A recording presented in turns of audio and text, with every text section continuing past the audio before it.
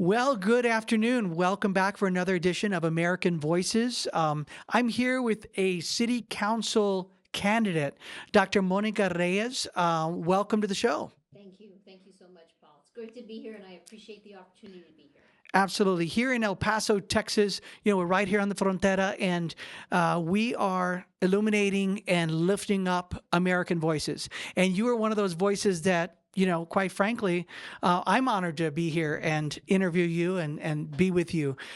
You are in a runoff. You're running for city council, but we'll get to that in a moment. I'd like to first discover who is Monica Reyes. I know that you're Dr. Monica Reyes, and I want you to explain that to the folks here in El Paso because they need to get to know you. Not everyone knows who you are, what your story is like, and so if you can just lay that out and tell us your story from childhood on. We were very fortunate to move around in many areas, and I was able to circle back to El Paso in 1993 and become a productive citizen here as I entered into the school systems here in El Paso. So I was an elementary teacher for quite a bit, and then decided.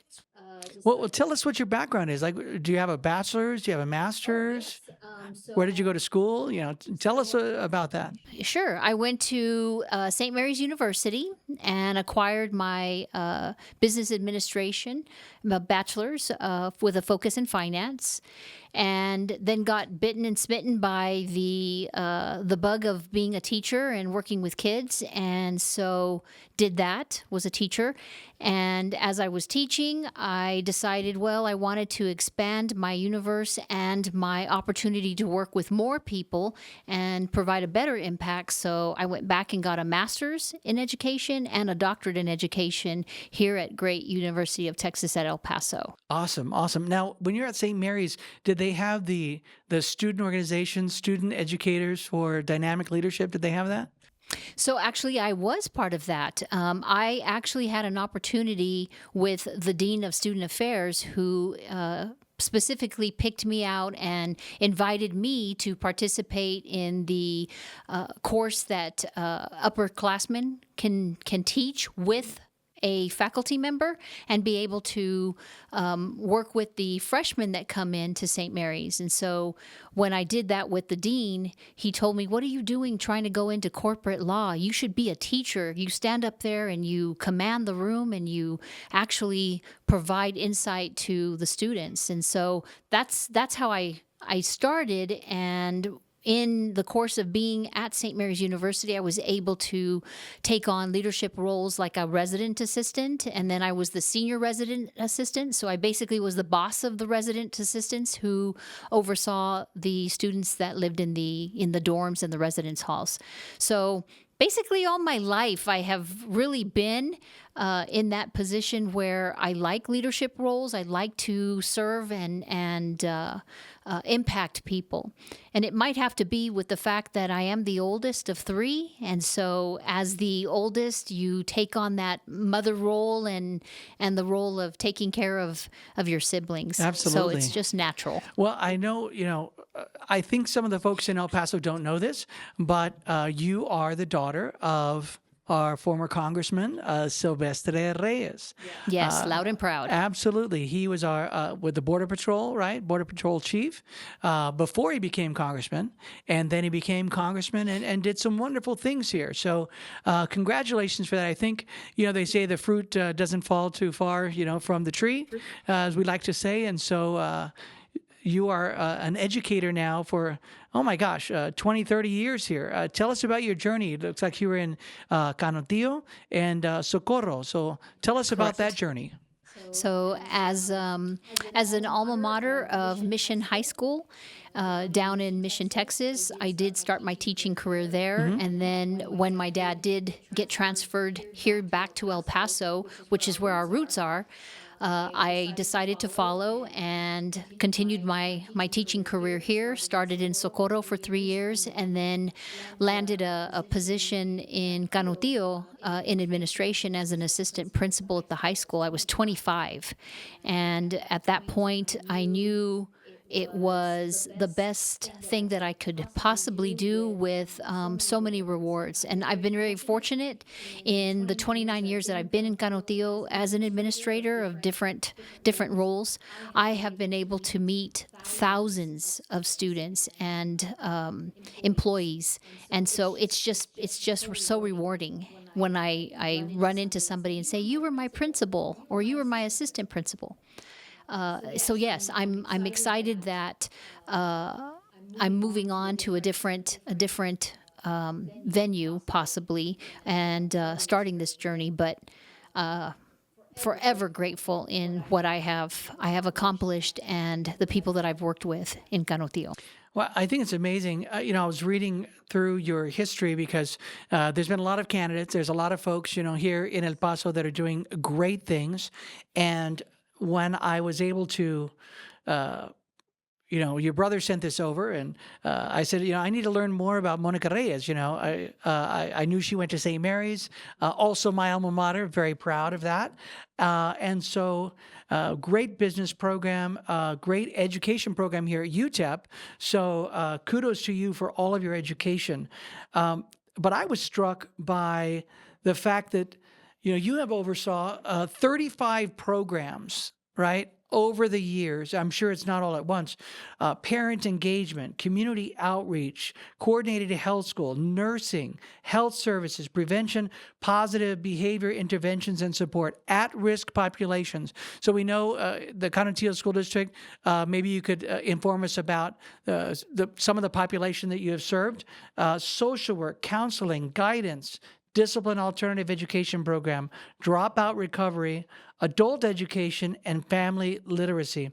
All of these elements make up what we know as community, comunidad, right?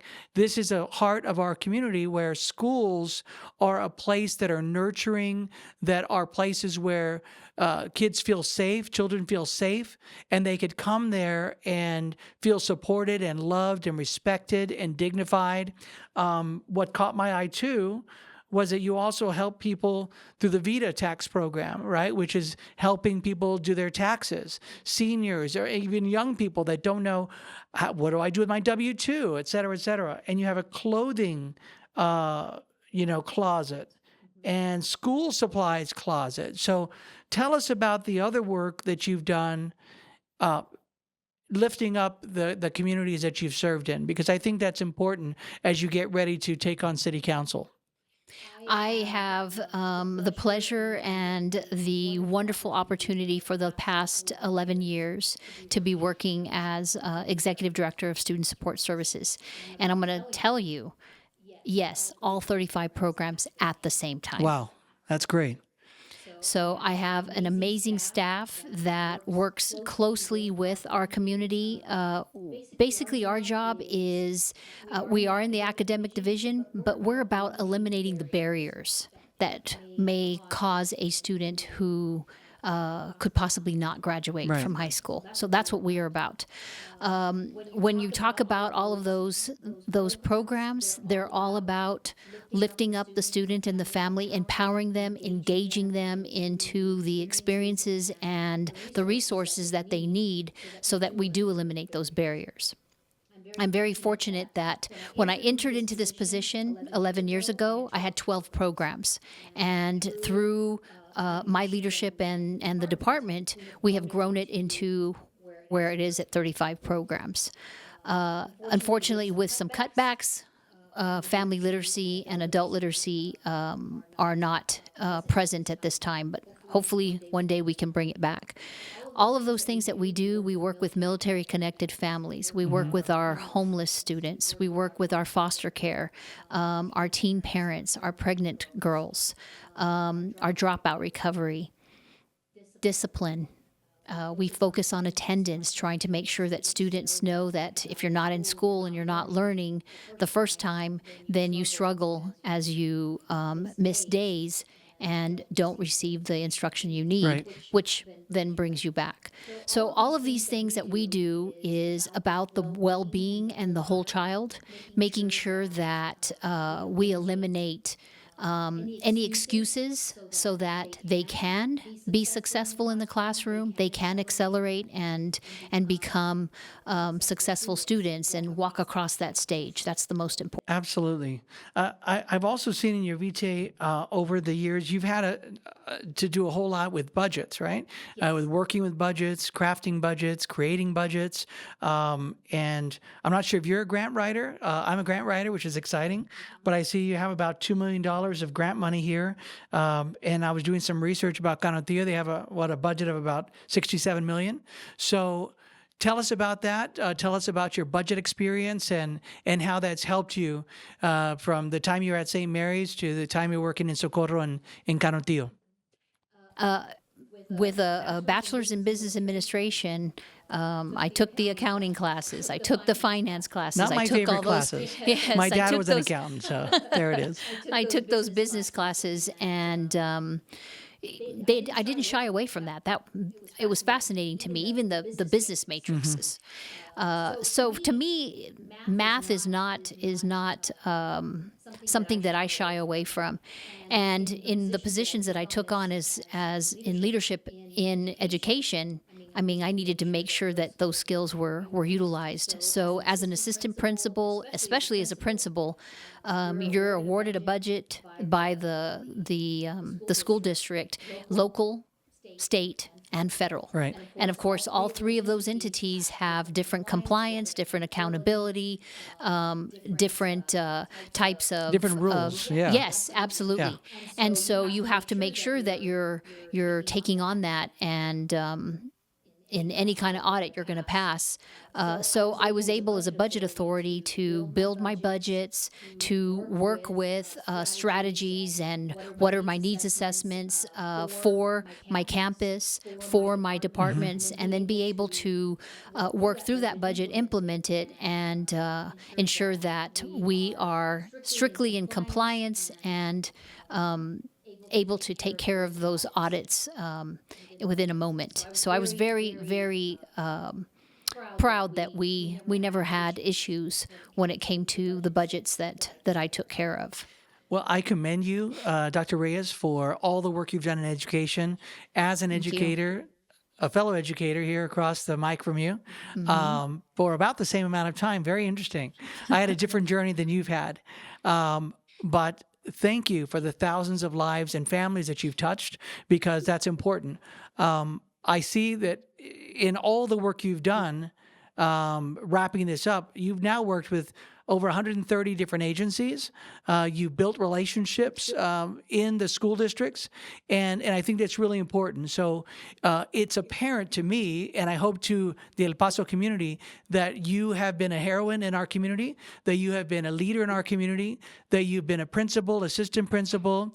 You didn't talk about your family, but you're also a mom, right? Absolutely. Two amazing young men, right?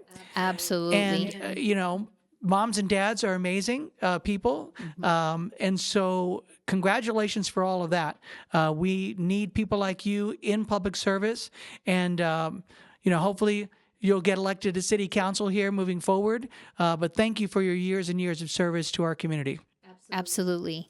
I'm going to tell you, it is not a job that I would report to. It was a way of life, and it was the right thing to do when it was sitting across a table with a mom asking me, I haven't had any protein to give my kids in 30 days. Yeah. Is there anything you can do to help me? Or a parent liaison that brings in a student and says, Dr. Reyes, do you have any shoes for this child?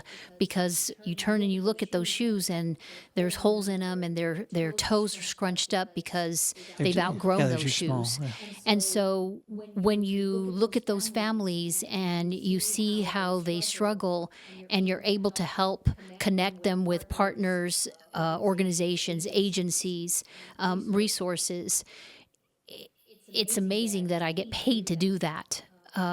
To help families and to ensure that our kids are able to have the resources and the supplies that they need so that they can be successful.